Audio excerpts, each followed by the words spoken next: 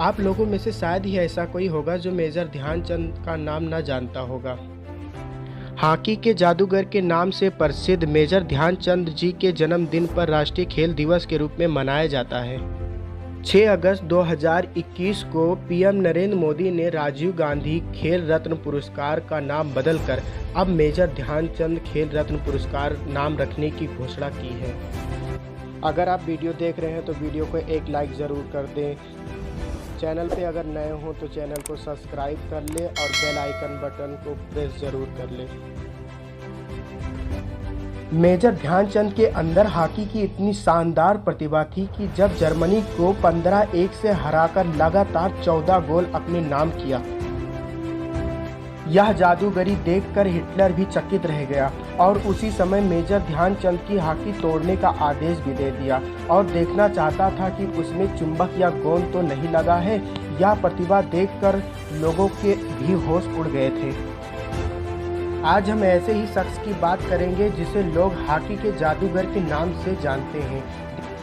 ध्यानचंद एक महान खिलाड़ी थे। उन्होंने अपने खेल के प्रदर्शन में पूरी दुनिया में हॉकी का नाम रोशन कर दिया और इतिहास में स्वर्ण अक्षरों में अपने नाम को अंकित कर दिया। जब वह खेल के मैदान में जाते थे तो विरोधी टीम पनाह मांगने लगती थी और अपना सिर उनकी टीम के आगे झुका लेती थी। वह एक ऐसे खिलाड़ी थे कि वे किसी भी कोण का निशाना बनाकर गोल कर सकते थे। उनकी इसी योग्यता के कारण लोग विश्व भर में उन्हें हॉकी का जादूगर कहते थे। उनका जन्म 29 अगस्त 1905 को इलाहाबाद के उत्तर प्रदेश में हुआ था। कुछ समय पश्चात ध्यानचंद के पिता स्थानांतरण झांसी में हो गया और तब ध्यानचंद भी अपने पिता के साथ वहीं रहने लगा। पिता का बार बार स्थानांतरण होने पर पढ़ाई पर ध्यान नहीं रखकर वह उनकी पढ़ाई केवल मात्र कक्षा 6 तक ही पढ़ सके। बचपन में लोग उन्हें ध्यान सिंह के नाम से पुकारते थे। जब वह छोटे थे तब वे अपने दोस्तों के साथ मिलकर पेड़ की डाल की एक हॉकी बना लेते थे और कपड़े की गेंद बनाकर खेलते थे। एक बार ध्यानचंद अपने पिता के साथ हॉकी खेल देखने गए। वहां उन्होंने एक पक्ष को हारता देखकर वे बहुत दुखी होने लगे। तब वह अपने पिता से कहने लगे कि अगर मैं कमज़ोर पक्ष की तरफ से लड़ूंगा तो परिणाम कुछ और ही होगा। तभी वहां खड़े एक ऑफिसर ने ध्यानचंद को खेल के मैदान में जाने की इजाज़त दे दी और वहां जाकर उन्होंने लगातार 4 गोल किए और वहां के लोगों को आश्चर्यचकित कर दिया। उस समय वह केवल 14 साल के बालक थे। उनकी इस प्रतिभा को देखकर 16 की उम्र में उन्हें सेना में भर्ती कर लिया गया और इसके बाद भी वह अपने आप को हॉकी से अलग नहीं कर पाए। ध्यानचंद जी के पहले कोच का नाम भोलेनाथ तिवारी था। चूँकि आर्मी में कार्यरत होने के कारण उनके पास हॉकी खेलने का समय नहीं था, पर किसी भी तरह उन्होंने हार नहीं मानी और उस समय वे रात को चांदनी की रात में हॉकी खेला करते थे। ध्यानचंद जी हॉकी के दीवाने थे। आर्मी के साथ साथ ही उन्होंने अपनी हॉकी में अपना करियर बनाना और 21 वर्ष की उम्र में उन्होंने न्यूजीलैंड जाकर के भारतीय टीम के लिए चुना गया और इस खेल में उन्होंने 21-18 से जीत हासिल की। 23 साल की उम्र में ध्यानचंद को 1928 में एम्स्टर्डम ओलंपिक में पहली बार भारतीय टीम के सदस्य के रूप में चुना गया। कहा गया कि भारतीय टीम द्वारा खेले गए 4 मैचों में 23 गोल किए और स्वर्ण पदक हासिल किया।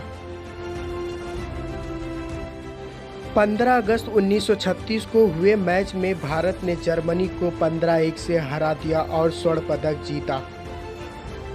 इस मैच को जर्मनी का हिटलर भी देख रहा था और जब मैच खत्म हुआ तो उसने ध्यानचंद से मिलने की इच्छा जताई और उससे मिलकर उनकी बहुत ही तारीफ की। हिटलर ने ध्यानचंद को अपनी टीम में आने के लिए भी कहा, परंतु मेजर ध्यानचंद ने पूर्ण रूप से मना कर दिया। 1932 में भारतीय टीम ने 37 मैच खेले और 338 गोल किए, जिसमें से 133 अकेले ध्यानचंद ने किए थे। इनमें से 11 पर ध्यानचंद का नाम लिखा था। इंटरनेशनल मैचों में भी 300 का रिकॉर्ड भी ध्यानचंद के खाते में जाता है। उन्होंने अपने हॉकी जीवन में इतने गोल किए हैं कि जितने गोल किसी भी खिलाड़ी अपनी पूरी ज़िंदगी में नहीं कर पाते हैं। उनके ऐसे करिश्माई खेल को देखकर हालैंड में ध्यानचंद के हॉकी को तोड़ कर देखा गया कि कहीं उसमें चुंबक तो नहीं लगी है। जापान में उनकी हॉकी का प्रयोगशाला में परीक्षण भी किया गया, कहीं उनकी हॉकी में कोई गेंद का उपयोग तो नहीं किया गया है। 1948 ईस्वी में 43 वर्ष की उम्र में मेजर ध्यानचंद को आर्मी से सेवानिवृत्त हुए तो उसी वर्ष भारत सरकार ने उन्हें पद्म विभूषण से पुरस्कृत किया। 29 अगस्त उनके जन्मदिन को हम राष्ट्रीय खेल दिवस के रूप में मनाते हैं। राजीव गांधी खेल रत्न पुरस्कार, अर्जुन पुरस्कार, गुरु द्रोणाचार्य पुरस्कार। वियना के एक स्पोर्ट क्लब में उनकी एक प्रतिमा स्थापित की गई है जिसमें उनके 4 हाथ और चारों में स्टिक पकड़े हुए हैं। दिल्ली के एक स्टेडियम के नाम को भी उनके नाम पर रखा गया है। मेजर ध्यानचंद भारतीय ओलंपिक संघ द्वारा मेजर ध्यानचंद को शताब्दी का खिलाड़ी भी कहा गया है। हॉकी का जन्मदाता इंग्लैंड को माना जाता है, लेकिन ऐसे महान खिलाड़ी हमारे देश से हुए हैं, इसलिए भारतीय राष्ट्रीय खेल को हॉकी का नाम दर्जा दिया गया। 3 दिसंबर 1979 ईस्वी को अखिल भारतीय आयुर्विज्ञान संस्था दिल्ली में लीवर कैंसर के कारण मेजर ध्यानचंद की मृत्यु हो गई। आज का सवाल, मेजर ध्यानचंद स्टेडियम कहाँ पर स्थित है? इसका जवाब आप हमें कमेंट बॉक्स में ज़रूर दें।